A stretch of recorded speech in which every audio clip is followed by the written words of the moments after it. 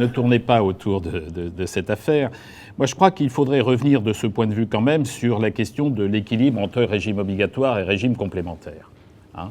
Moi, je pense qu'effectivement, il y a une place pour les deux et qu'il y a un dialogue absolument nécessaire. Les régimes complémentaires s'inscrivent pour beaucoup dans des régimes qui sont des régimes de solidarité, que ce soit des mutuelles, que ce soit des instituts de prévoyance par ailleurs. Et donc, il y a nécessité d'avoir ce dialogue, effectivement, qui s'inscrit d'ailleurs dans un dialogue social. Bon. D'autre part, la question qu'il nous faut aussi aborder, c'est la question du financement de l'assurance maladie. Et de ce point de vue, je suis d'ailleurs, moi, très interrogatif de savoir comment François Fillon va faire. Il promet 20 milliards d'économies.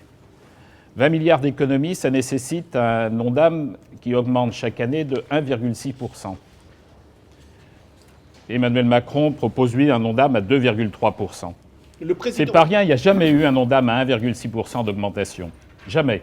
Qu'aurait dit, le dernières années. Qu'aurait dit le président de la FHF président de la FHF si on lui avait proposé 1,6%? Ce que j'entends en tous les cas du président de la FHF d'aujourd'hui, qui soutient François Fillon, c'est que ce gouvernement a mis à mal les hôpitaux publics parce que l'Ondam n'était pas suffisant. Comment font-ils demain? Comment faites-vous demain avec 20 milliards d'économies? Il n'est pas très gras chez vous non plus. 2,3. À 2,3, je peux vous expliquer. On se demande comment vous allez faire à 2,3 pour tenir les comptes quand même. À 2,3, je vous donne... C'est encore pire, non? À vous donne... Il faut qu'il y ait un débat. À 2,3, c'est une économie, si je puis dire, de 4 milliards par an, pendant 5 ans. Je rappelle que le plan d'économie qui a été fait par le gouvernement qui achève son mandat était 10 milliards pendant 3 ans. Donc on est en dessous même de ce qui a été fait jusqu'à maintenant. Mais c'est un Ondam à 2,3 parce qu'on sait très bien que l'évolution naturelle, si je puis dire, de la dépense, c'est de l'ordre de 3,5 sans crever le déficit, sans aggraver le déficit. C'est 3,5 par an, c'est-à-dire de l'ordre de 7 milliards par an.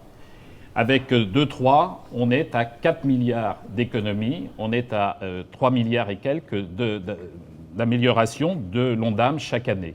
Et donc on est dans la capacité de tenir effectivement cette maîtrise de l'évolution des dépenses, mais on est dans un Ondam qui reste acceptable à 2,3. Est-ce que vous augmentez le déficit? Il est insupportable à 1,6. Attends, est-ce que vous augmentez le déficit à 2,3?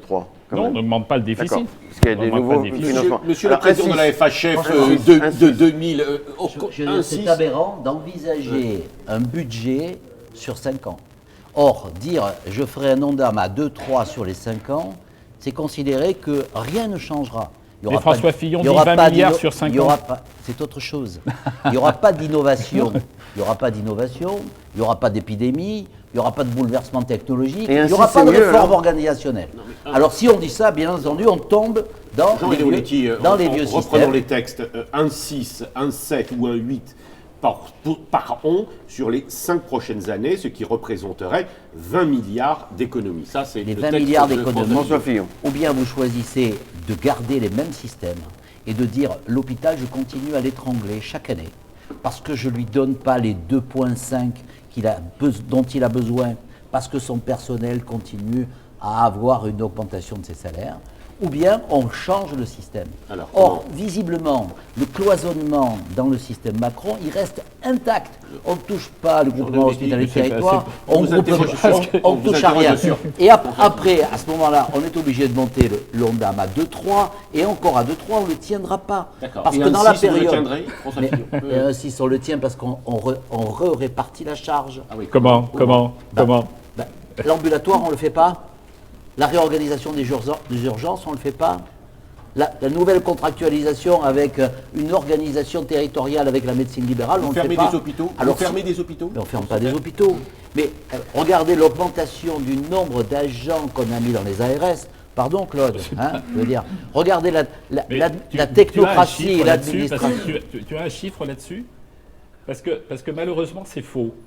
Parce que malheureusement, c'est faux, c'est-à-dire que les agences régionales de santé, je ne vais pas revenir là-dessus, mais ont vu leurs effectifs diminuer comme d'autres services. Oui, après avoir largement augmenté et après avoir une... Mais arrêtez avec les caricatures. Enfin, je veux dire, messieurs, on a bien compris. Bon, moi, quand je parle, il m'interrompt à chaque instant, je ferai la même chose tout à l'heure, mon cher. Bon, alors attendez, on va passer à un éclairage international. L'éclairage, c'est que où on fait des économies sur l'organisation, ou bien à un moment donné, on fera des économies sur la qualité ou sur la solidarité. D'accord. Nous, on a Je choisi crois de qu'on faire des économies sur l'organisation. D'accord. Vous avez choisi de ne rien changer à Alors, l'organisation mais non. et vous n'y arriverez pas, Mais même non. avec un nom d'âme à 2-3. On a compris que vous n'étiez pas d'accord. C'est déjà ça.